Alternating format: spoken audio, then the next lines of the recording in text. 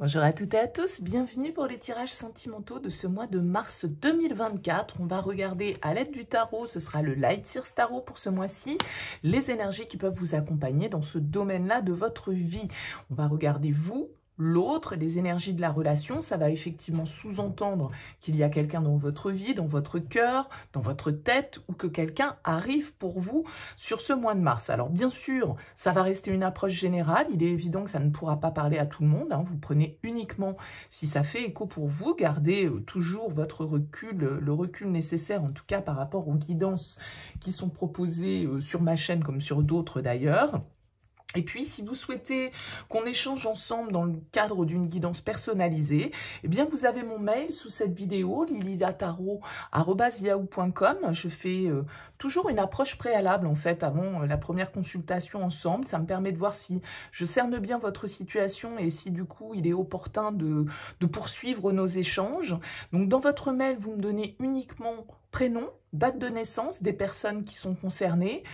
Le domaine, c'est pro, c'est sentimental, c'est financier. Pas plus de détails, pas de questions, parce que des fois, dans vos questions, il y a déjà des indications sur la situation actuelle.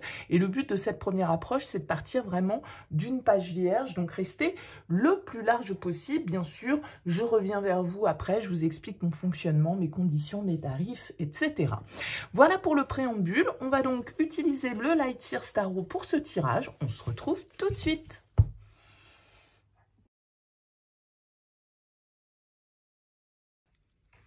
Bienvenue les cancers pour les énergies sentimentales de ce mois de mars. On regarde ici votre énergie, l'énergie de la personne face à vous, le lien, ce que vous attendez, ce que l'autre va vous proposer, le défi, le conseil, et puis vers quoi tend cette relation sur la fin du mois de mars. Alors, vous avez en dos de deck la carte du 8 de coupe. Le 8 de coupe, c'est une carte un petit peu de prise de recul. Avec le 8 de coupe, on a envie d'autre chose. Parfois, on a l'impression d'avoir fait le tour un petit peu de ce que la situation avait à nous proposer. En tout cas, on part dans une forme de recherche d'autre chose, de différent, de mieux, de peu importe. Le 8 de coupe, il tourne le dos symboliquement à certaines émotions, à certaines situations, peut-être à certaines personnes. On va voir un petit peu comment ressort le tirage. C'est une carte, en tout cas, où on a envie d'aller de l'avant, où on a envie de... on aspire à un renouveau en fait. On ne sait pas vraiment encore ce qui nous attend derrière et ce vers quoi on a envie d'aller, mais en tout cas on sait que ce qu'on a exploité jusque-là, on a besoin d'autre chose avec le 8 de coupe. Bon, on va regarder le tirage. Vous avez dans votre énergie la 5 de bâton. Face à vous, l'empereur. Le 6 d'épée sur la relation. La reine de denier dans ce que vous attendez. Le magicien dans ce que l'autre va vous proposer, le chevalier de coupe en défi, la reine de bâton en conseil et la papesse en sortie de ce mois. Alors on a pas mal, on a quoi? On a 2 arcanes majeures, on a pas mal de... Non, 3 avec le magicien, pardon. On a pas mal de personnages, je trouve, dans ce tirage. Un empereur, une papesse, une reine de bâton, une reine de denier, un chevalier de coupe, un magicien. Ça fait pas mal de monde sur la table. Bon, j'ai l'impression que vous êtes dans une certaine forme d'agitation, d'accord? Avec le 5 de bâton, est-ce qu'il y a quelque chose ici qui vous déstabilise? Est-ce qu'il y a une envie un petit peu de vous affirmer par rapport au lien? Il peut vraiment y avoir une prise de distance avec le 6 d'épée et le 8 de coupe ici pour vous sur ce mois de mars. L'envie de prendre du recul, en fait, par rapport...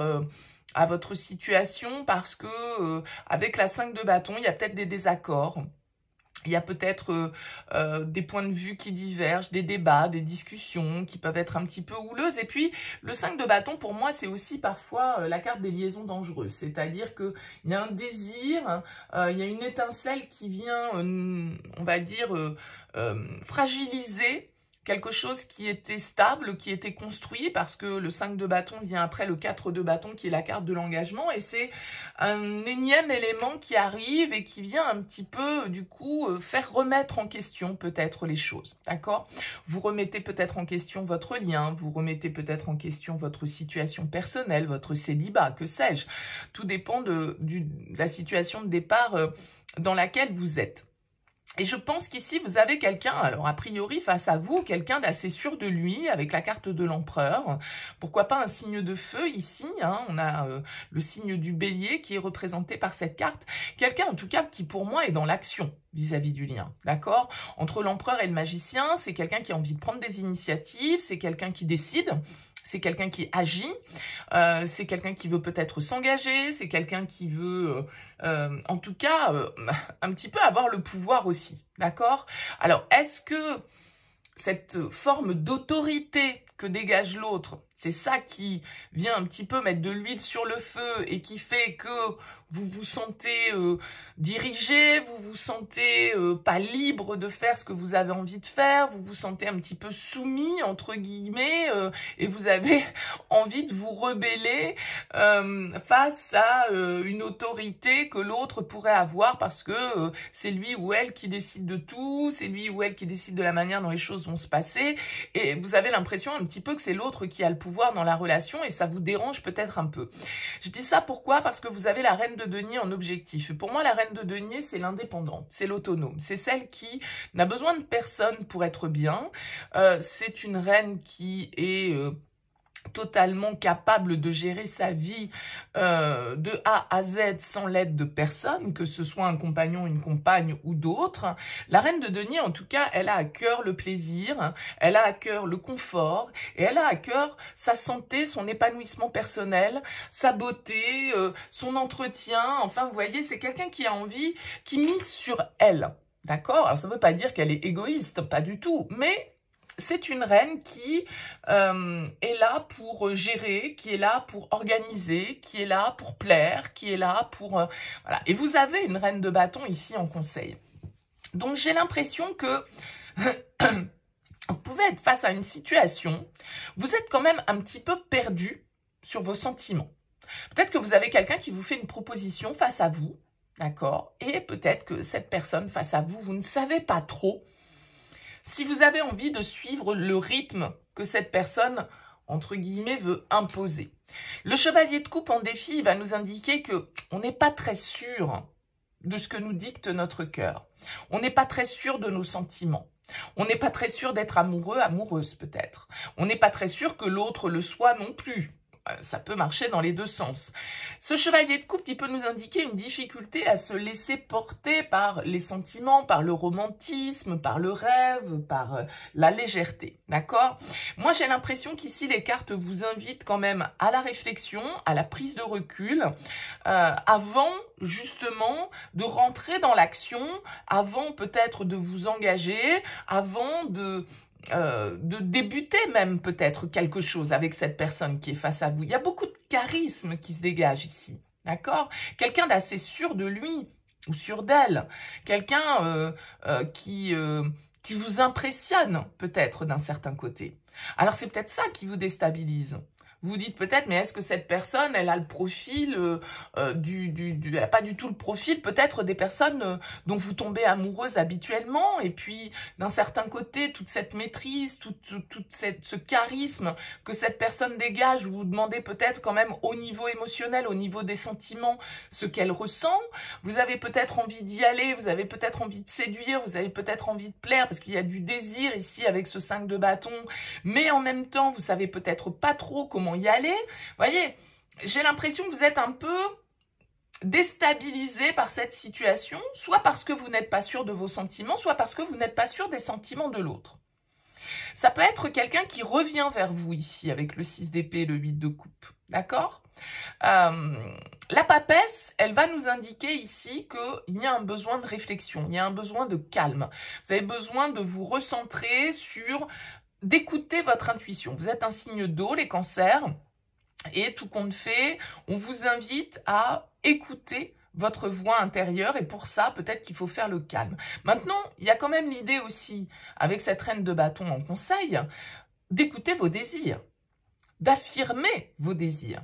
Qu'est-ce que vous voulez? Vous voulez de l'autonomie, vous voulez de l'indépendance, vous voulez séduire, mais en même temps, peut-être que vous avez quelqu'un qui vous propose de la stabilité, qui est là, qui impose un petit peu, entre guillemets, son énergie, et vous, vous avez besoin de vous éloigner, vous avez besoin de prendre du recul, vous aspirez peut-être à une forme d'évolution et vous savez pas trop en fait cette évolution au niveau de vos sentiments, où est-ce que vous en êtes. Moi j'ai l'impression que vous êtes paumé au niveau de vos sentiments les cancers sur ce mois de mars. Soit parce que cette personne, presque elle prend trop les choses en main et ça vous déstabilise. Et du coup, vous pouvez fuir. Hein. Ça peut être un peu « suis-moi, je te fuis, fuis-moi, je te suis », quoi. Hein. Donc, qu'est-ce que vous voulez exactement? Qui voulez-vous séduire? Quels sont vos désirs? De l'autonomie, peut-être. De l'indépendance, ok. Maintenant, voilà, comment vous arrivez à concilier ça avec une relation sentimentale? Avec une personne ici qui veut peut-être du sérieux, du constructif et qui reprend un petit peu le pouvoir. Voilà, j'ai l'impression ici que vous avez quelqu'un en tout cas qui est dans le pouvoir, soit dans la reprise de pouvoir, quelqu'un qui veut agir, quelqu'un qui veut... alors, un nouveau commencement, mais... ça pourrait très bien être, en fait, face à vous, quelqu'un qui aussi agit pour lui. D'accord? Parce que l'empereur, voilà, il est quand même dans une démarche un peu indépendante, lui aussi. Bon, donc j'ai l'impression qu'on veut de l'indépendance, mais en même temps, on s'éloigne.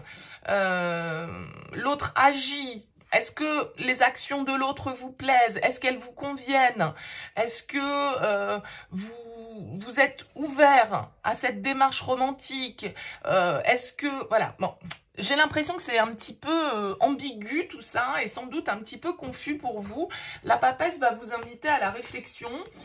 Sans doute que ce mois de mars, il y a une prise de distance entre vous et cette personne. D'accord? Il y a un éloignement. Le 8 de coupe, le 6 d'épée sont des cartes de voyage, de déplacement, de déménagement, de changement de lieu de vie, voilà, peut-être que vous partez, vous changez l'esprit pendant quelques jours, vous partez en vacances, vous partez voir la famille, vous partez voir des amis, que sais-je.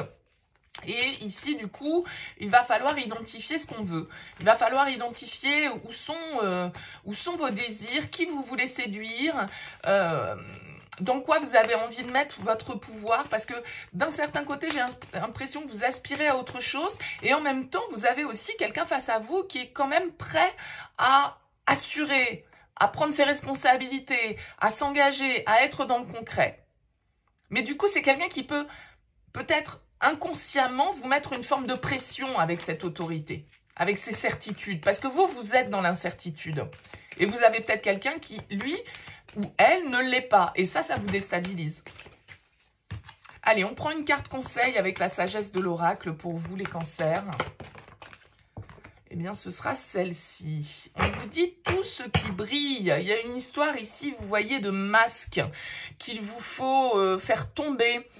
Peut-être qu'il y a une forme d'attachement aussi à tout ce que dégage ici cette personne, cette autorité, ce charisme dont je parlais, peut-être voilà, quelqu'un qui est très beau, très belle, qui a une belle situation, quelqu'un qu'on impose, hein. Il y a vraiment de toute façon cette énergie-là qui ressort, mais en même temps, tous ces apparats, tous ces artifices, est-ce là votre vérité? Est-ce à ça que vous devez vous attacher? Parce que les masques, quand on porte des masques, ça peut être vous comme l'autre, bien évidemment, voire les deux. On ne se montre pas tel que l'on est. D'accord? On joue un rôle. On est faux sur le principe. On n'est pas dans l'authenticité. Donc, j'ai l'impression ici qu'il y a des prises de conscience sur peut-être certaines superficialités, entre guillemets, auxquelles on s'attache, ou certaines choses qui sont peut-être trop belles pour être vraies. Voyez? Bon, écoutez, dites-moi en tout cas dans vos commentaires, les cancers, n'hésitez pas à me laisser un petit mot sous cette vidéo. Et puis si vous souhaitez soutenir mon travail, eh bien likez, partagez, abonnez-vous. Merci en tout cas pour votre écoute. Je vous souhaite un excellent mois de mars. Je vous dis à très vite.